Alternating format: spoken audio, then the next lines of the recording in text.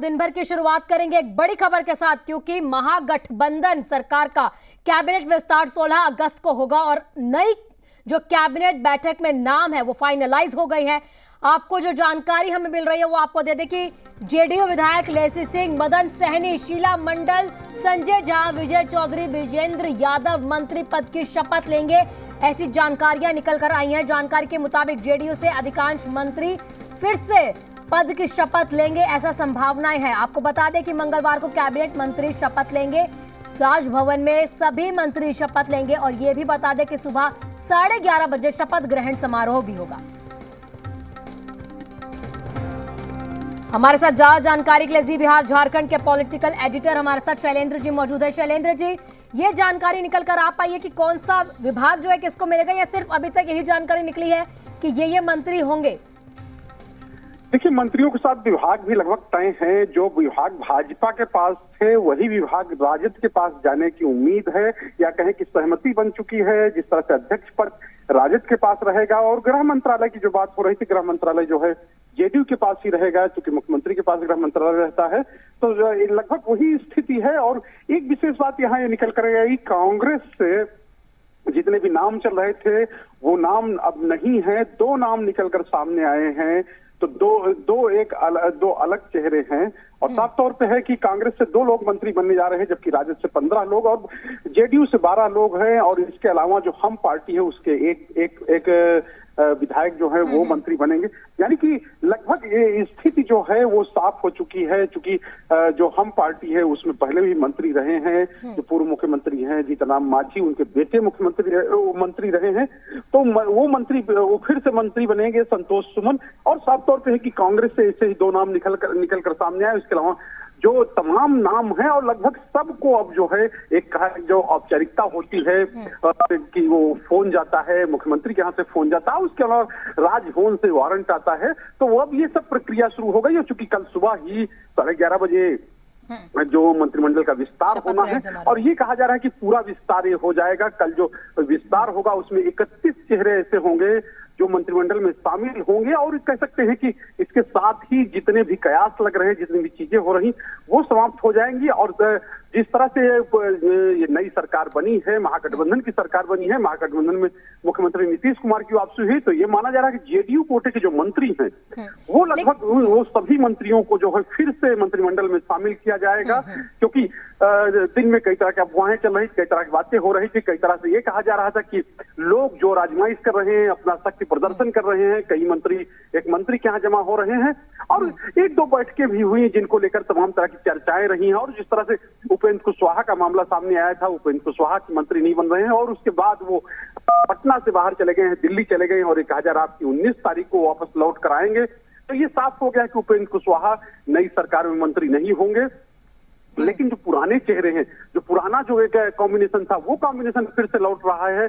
और साफ तौर पे है कि अब आरजेडी कोटे से जो है 15 मंत्री बनने हैं, उनमें भी लगभग नाम साफ हो गए हैं कि कौन कौन मंत्री बनने जा रहा है और किस चूंकि जातीय समीकरण इसमें और क्षेत्रीय समीकरण, चूंकि बिहार में जो उत्तर बिहार, दक्षिण बिहार, या कहें कि सीमांचल है, उसके अलावा जो और कई क्षेत्र हैं, उन क्षेत्रों का किस तरह से बैलेंस हो, तो बैलेंस भी बनाने की कोशिश हुई है। और अब जो है ये सूची लगभग फाइनल हो चुकी है। जो राजभवन सूची जा चुकी है, राजभवन से जो वारंट है तो मंत्रियों के नाम के वो जारी हो रहे हैं। और मुख्यमंत्री के यहाँ से लगभग सबको फोन चले गए हैं कि किसको किसको कल शपथ लेनी है, क्योंकि शपथ लेने से पहले जो तैयारियां होती हैं वो तैयारियां हो रही हैं। तो जाहिर सी बात है कि जो नई सरकार बनी है अब उसका स्वरूप लगभग सामने आ चुका है। लेकिन शैलेंद्र जी, जैसे ऐसी संभावना निकल कर आ रही थी कि आरजेडी से जो मंत्री होंगे वो 12 होंगे और कांग्रेस से जो होंगे वो 3 होंगे, तो क्या कहीं ना कहीं कुछ अटकलें रही हैं कि आरजेडी के मंत्री बढ़ा दिए और कांग्रेस के कम कर दिए? जी शैलेंद्र जी, एक बार फिर सवाल करें। शैलेंद्र जी, मैं कह रही हूँ ऐसी संभावनाएं देखी जा रही थी कि जो आरजेडी के मंत्री हैं वो 12 रहेंगे, ऐसी जानकारियां जो निकल कर आ रही थी। लेकिन वहीं कांग्रेस के अगर मंत्रियों की बात करें तो 3 थे। लेकिन अब आप कह रहे हैं कि कांग्रेस के मंत्री 2 कर दिए हैं और जो आरजेडी के वो 15 कर दिए। क्या कुछ अटकलें रही, कुछ इन नोकझोंक रही कि मंत्री पद कांग्रेस के कहीं ना कहीं कम कर दिए? देखिए, कांग्रेस को 3 मंत्री पद मिले थे, लेकिन 2 ही लोगों का नाम फाइनल हुआ और आरजेडी में जो उप मुख्यमंत्री हैं तेजस्वी यादव समेत 16 लोग, यानी 16 मंत्री आरजेडी की तरफ से बनने हैं। और ये पहले से भी तय था, क्योंकि जिस तरह से बीजेपी के पास जितने मंत्री पद थे उतने ही पद जो है आरजेडी को मिलने थे, तो आरजेडी के उतने ही पद मिले हैं। और साफ तौर पर है कि आरजेडी की तरफ से अगर डिप्टी सीएम को जोड़ दिया जाएगा तो 16 लोग होंगे, और इसी तरह से जो जेडीयू में है, जेडीयू में 12 मंत्री रहेंगे, और मुख्यमंत्री जो नीतीश कुमार है उनको अगर मिला दिया जाएगा तो 13 लोग हो जाएंगे। और इस तरह कांग्रेस से जो है 3 लोग रहेंगे, और जो कहे कि अभी 2 नाम फाइनल हुए हैं, और इसके अलावा जो हम पार्टी है जिसके 4 विधायक हैं जो एनडीए में भी शामिल थी, और चूंकि जेडीयू कोटे में थी तो उससे एक मंत्री रहेगा। तो ये पूरी स्थिति साफ है, और लगभग ये बंटवारा जो है पहले ही चीजें लगभग साफ हो चुकी थी कि यही स्थिति जो है वो बनने वाली है। लेकिन शैलेंद्र जी, जैसे सुबह से ही ये चीज़ें हम देखने को मिल भी रही थी कि जिस हिसाब से भक्त चरणदास के सामने कांग्रेस का जो प्रदर्शन रहा है, क्योंकि उनको मंत्री पद कम मिल रहे हैं, उसको लेकर अगर आगे कुछ मामला गड़बड़ा सकता है?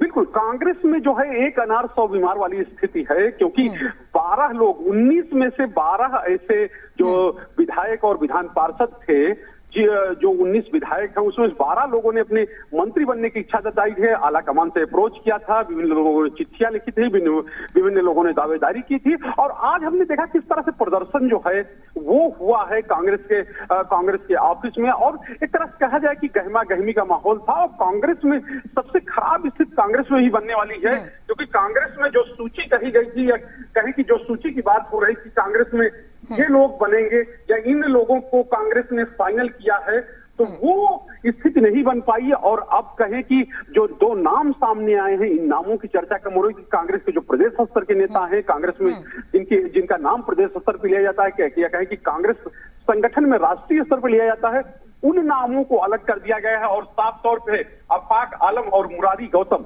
यानी 2 ऐसे चेहरे हैं जिनकी चर्चा बहुत नहीं थी, हालांकि नाम जो है वो चल रहे थे। चूंकि 19 में से 12 लोगों ने अपनी जो दावेदारी पेश कर दी थी, उसमें से जो कांग्रेस के प्रभारी हैं भक्त चरणदास, वो लगातार यहाँ पर कैंप किए हुए हैं, और वो आज शाम को सीएम हाउस भी गए थे नामों को लेकर। और इससे पहले वो तेजस्वी यादव हैं जो डिप्टी सीएम है, क्योंकि महागठबंधन में कांग्रेस पहले से है, तो जाहिर सी बात है कांग्रेस के अंदर ही सबसे ज्यादा हलचल मचने वाली है। और कांग्रेस के जो दिग्गज नेता हैं, बड़े नेता हैं, पार्टी विधायक दल के नेता हैं, उन जो अजीत शर्मा हैं, या कहें कि जो प्रदेश अध्यक्ष हैं, जिस तरह से उन लोगों का नाम अलग हुआ है, और काफी नाम की चर्चा थी, और ये कहा जाता था कि मदन मोहन झा या अजीत शर्मा में से कोई एक मंत्री बनेगा। लेकिन अब जो जानकारी आ रही कि दोनों को अभी मंत्री नहीं बनना, और 2 ही नाम फाइनल किए गए हैं, तो ऐसे में राजेश राम का नाम बहुत तेजी से आगे चल रहा था, और ये कहा जा रहा था कोई बने या न बने, राजेश राम तो मंत्री बनेंगे ही, लेकिन उनका भी नाम कट गया है। और इसके अलावा एक शकील अहमद खान कदवा से विधायक हैं और बड़े नेता माने जाते हैं, राष्ट्रीय सचिव हैं कांग्रेस पार्टी के, कुछ राज्यों में वो उनको प्रभारी भी बनाया गया था, तो वो भी एक बड़े नेता हैं कांग्रेस के, और उनकी एक पहचान है, उनका भी नाम कट गया है। और साफ तौर पे है कि अब जो 2 नाम है, जिस तरह से अफाक आलम और मुरारी गौतम, अब ये कहा जा रहा है कि यही 2 लोग जो है वो कांग्रेस की तरफ से जो है कल शपथ लेंगे और कल वो मंत्रिमंडल में शामिल होंगे। अच्छा शैलेंद्र जी, सारे ही विभाग क्योंकि ज़रूरी होते हैं, लेकिन जो ज़्यादा कहें कि जो इम्पोर्टेंट होते हैं, जिन पर लोगों की नज़र बनी रहती है, वो होते हैं गृह विभाग, लेकिन वो तो नीतीश कुमार जी के पास ही है। शिक्षा विभाग और वित्त मंत्रालय, अगर आपको जानकारी मिल पाई हो, ये किसके पास जाएगा? क्योंकि शिक्षा कहीं ना कहीं बेहद अहम मुद्दा रहा है बिहार में, वो और वित्त विभाग किसके पास रह पाए? जी बिल्कुल, ये कहे कि जिस तरह से बंटवारा हुआ था जेडीयू और बीजेपी, मैं फिर से वही बात कह रहा हूँ कि एनडीए शासनकाल में जो स्थितियां थी लगभग वही स्थितियां रही थी। आज दिन भर एक बहुत चर्चा थी, एक बड़ी बहस चल रही थी। शिक्षा विभाग जो है आरजेडी ने मांग लिया है, आरजेडी के कोटे में आ सकता है, लेकिन उसके बाद जो स्थितियां बनी और ये कहा गया कि शिक्षा विभाग और वित्त मंत्रालय में दोनों में आपस में एक्सचेंज हो जाएंगे, लेकिन बाद में सूचना आई कि नहीं, जो विभाग जिसके पास है वैसे ही रहेंगे। तो यानी कि जेडीयू के पास ही शिक्षा विभाग रहेगा और उसके बाद जो वित्त मंत्रालय है, यानी कि वित्त मंत्रालय जो वो आरजेडी के पास जाएगा। और जो बहुत ये स्थितियां हैं, अगर मान लीजिए आपस में सहमति बनती है, आपस में अगर दोनों दलों के बीच में ये बातें होती हैं और ये आपस में सहमति बन जाती, तो हो सकता है 1-2 विभाग बदले, लेकिन कमोबेश जो स्थिति है वो लगभग पुरानी ही रहने वाली है। जिस तरह से जेडीयू और बीजेपी के बीच में बंटवारा हुआ था, लगभग वैसा ही बंटवारा जेडीयू और आरजेडी के बीच में होगा। और साफ तौर पे है कि क्योंकि एक बड़ा घटक दल इसमें कांग्रेस है, जिसके 2 मंत्री रहेंगे, तो जाहिर सी बात उसको भी जो मंत्रालय हैं वो जाएंगे। लेकिन शैलेंद्र जी, क्योंकि जैसे ठीक है, जिस हिसाब से बीजेपी जेडीयू का गठबंधन रहा उस हिसाब से कहीं ना कहीं देखते हुए आगे मंत्री बनाएंगे, लेकिन पिछली बारी जो इनका गठबंधन था उसमें 2 उप मुख्यमंत्री थे।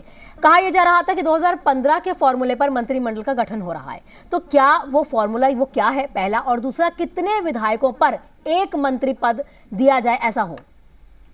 देखिए, साफ तौर पे है जो एक वो है कि 15 विधायक, अगर 100 विधायक हैं तो उसमें 15 लोग मंत्री बन सकते हैं। और एक जो फार्मूला है, चूंकि जेडीयू के 45 सदस्य थे और बीजेपी के कहे कि उस समय पर 74 और उसके बाद 77 सदस्य हो गए। और इसी तरह से जो जेडीयू जो आरजेडी के पास है वो 79 यानी 79 विधायक हैं। तो लगभग जेडीयू और जो बीजेपी की कमोबेश स्थिति, एक अगर 2-3 विधायकों को छोड़ दे तो लगभग जो संख्या के मामले में लगभग बराबर है। और इसी वजह से जो अभी जो बंटवारा हो रहा है या कहीं की जो गठबंधन बना है उसमें भी ये सहमति बनी है कि जितनी सीटें जितने मंत्रालय बीजेपी के पास थे वो मंत्रालय आरजेडी के पास चले जाएंगे। फिर इसके बाद जो मंत्रालय बचेंगे उसमें से कांग्रेस और हम पार्टी जो उसको दिया जाएगा, और उसके अलावा जो जेडीयू है, जेडीयू के पास वो मंत्रालय जो है वो रहेंगे। बिल्कुल, लेकिन शैलेंद्र जी देखिए, क्योंकि आरजेडी से ही है और आप जो जानकारी हमें दे रहे हैं कि किस किस के पास कौन कौन सा मंत्रालय जाएगा, किस हिसाब से, ये बेहद अहम जानकारी है। बहुत बहुत शुक्रिया शैलेंद्र जी हमारे साथ जुड़ने के लिए और ज़्यादा जानकारी हमारे साथ साझा करने के लिए। तो इस वक्त की बड़ी खबर हम आपको दे रहे थे कि मंत्रियों के जो नाम है वो निकल कर आए हैं, लेकिन अभी विभागों